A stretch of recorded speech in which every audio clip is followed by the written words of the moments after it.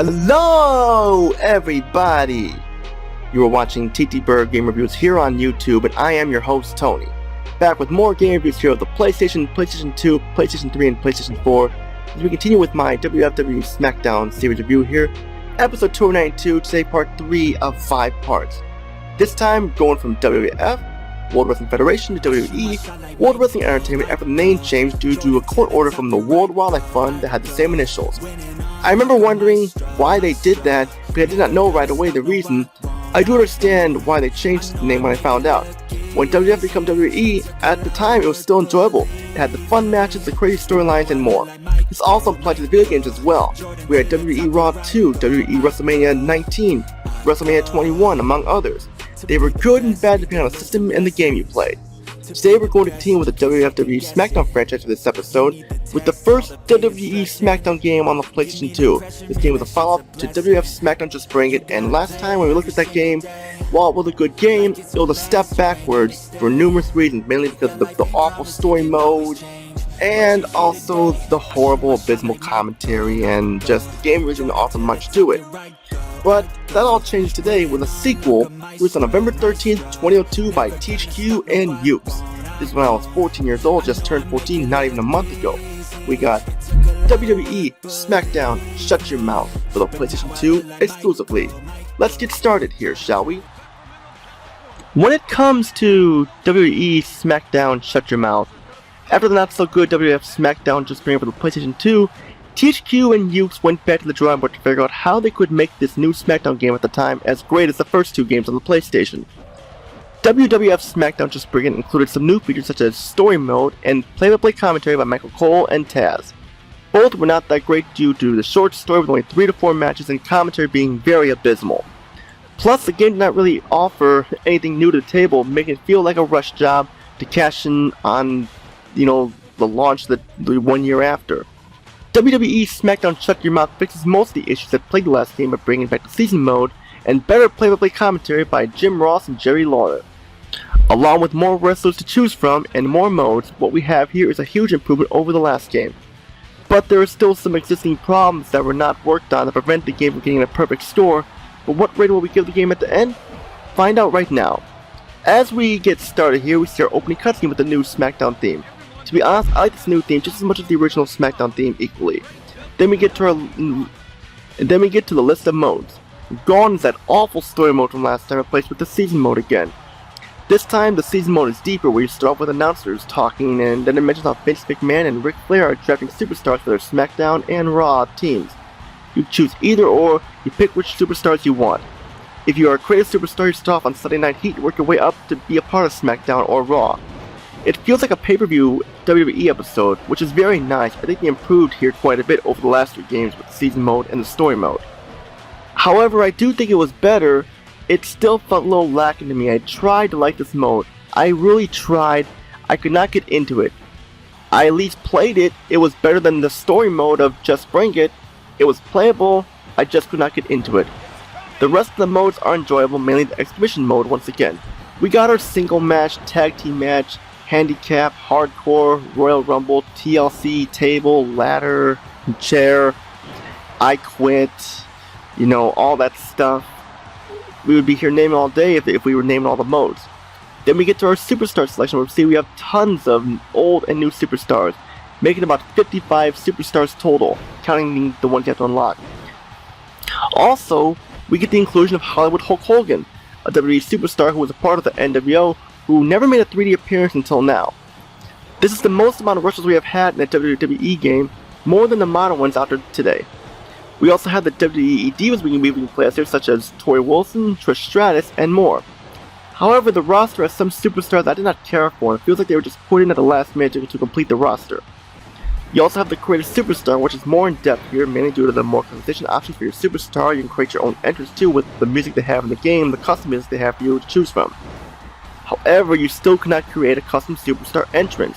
You can choose the music you want, but you still have to use one of the Divas or the WWE Superstars entrance, but at least you get the custom music.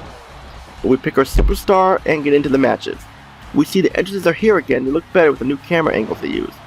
Hell, the graphics themselves have taken a turn for the better. With new improved wrestler models, they animate a whole lot better, plus the faces look like how they should look. No more copy and pasted faces from last time. This time, they look like how they should look in the graphics department. The special moves look almost identical like how they did on TV. It is very cool seeing them like this. One thing they improved on is the crowd. The crowd looks miles better. Last time they used 2D sprites for the crowd, here they are in full 3D. They don't look the best, but still they look better than how they did last time. However, there are still some problems with the graphics. The lighting, while better, is still blue, dark looking and monochrome looking. The frame making it a little uneven at times. I didn't mention this in the last review, but there are tons of clipping issues throughout the matches.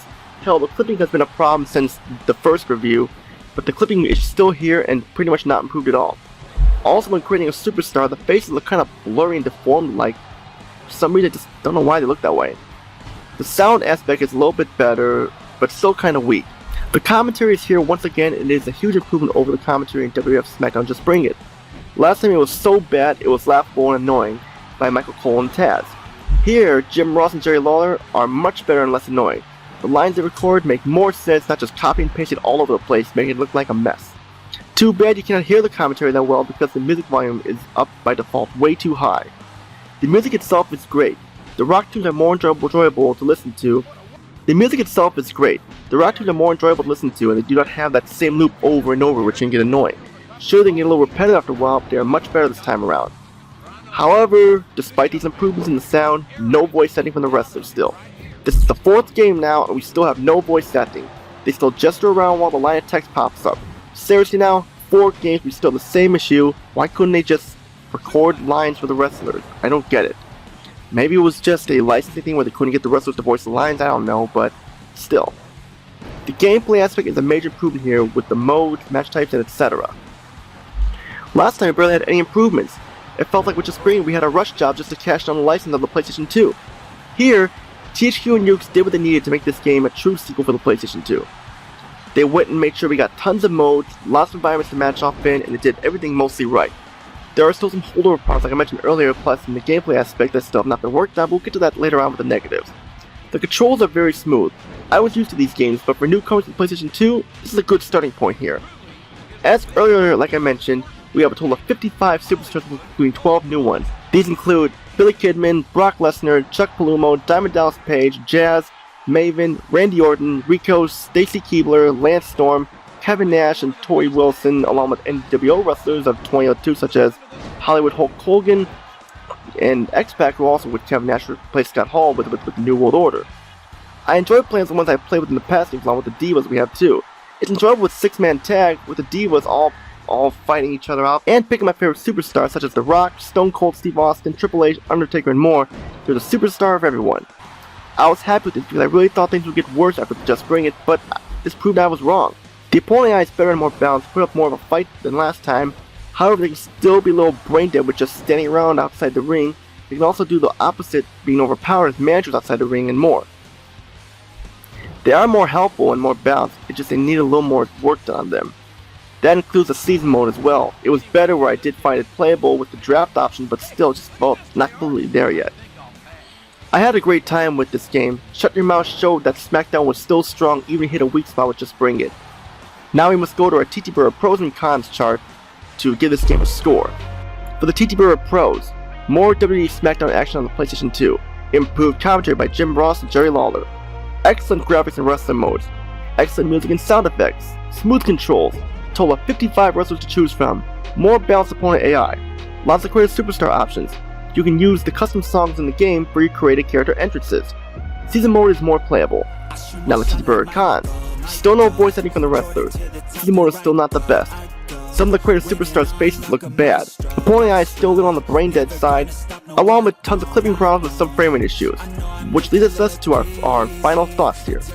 Due to the complaints I have with WWE SmackDown Shut Your Mouth, I'll be taking off some points, but not very much though. This game gets a 9.5 out of 10 because of the problems, but still, it is worth it in the end for sure. And that's it for this part of my WWE SmackDown franchise review here. That is part 4 of 5, I meant to say. I apologize, I messed it up there, so I apologize there.